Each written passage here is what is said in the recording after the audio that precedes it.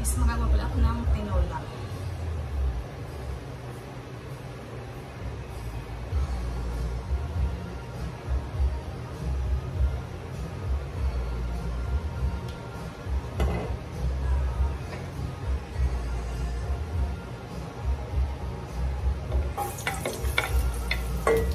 Ginger lang at saka may sa ilalagay ko.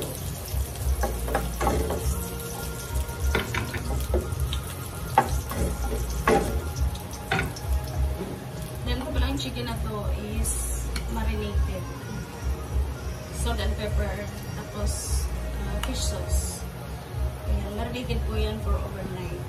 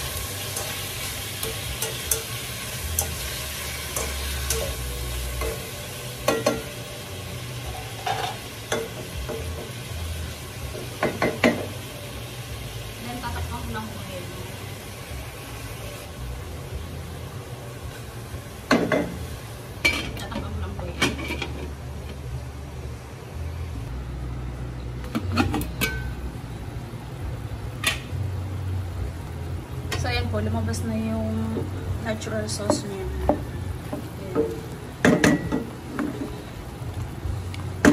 Maglalagay na ako ng fish sauce. Then, our cubes. Kalahati lang po. Kalahati lang ako maglalagay.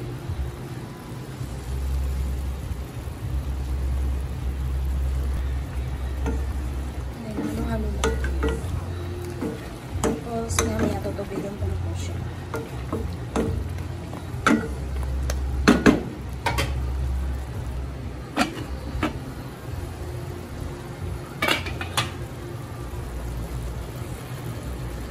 Ngayon tutubigan ko na po siya.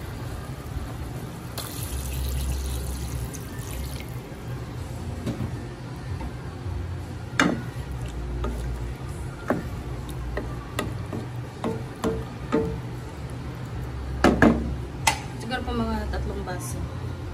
So, ayun po, 3 baso yung nilagay ko. Sufficient na po yan para maluto. Hanggang sa maluto po siya. Napakulaan ko po siya ng 30 minutes. Hanggang sa maluto yan. Then, ilalagay ko na po yung mga gulay. Habang malambot na yung chicken, lalagay ko na yung sayote. Napakalain ko lang po yan.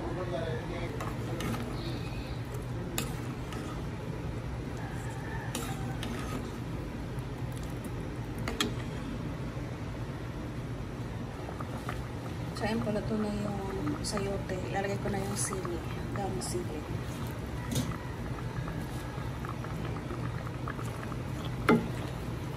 Dahil malapit na po siya maluto.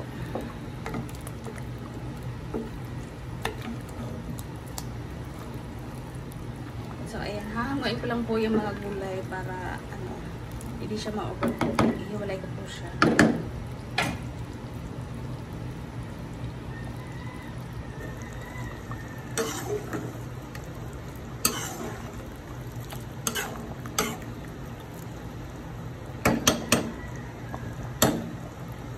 So, ayan, luto na po yan.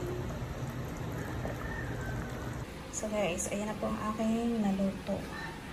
Ayan. Nakahiwalay po ang mga laman sa sabaw. Ayan. Thank you for watching. Kain po tayo.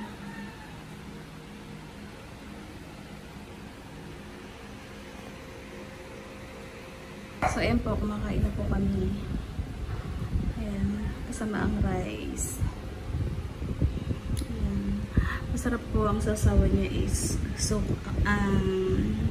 lamansi at saka sili. Ayan, may patis.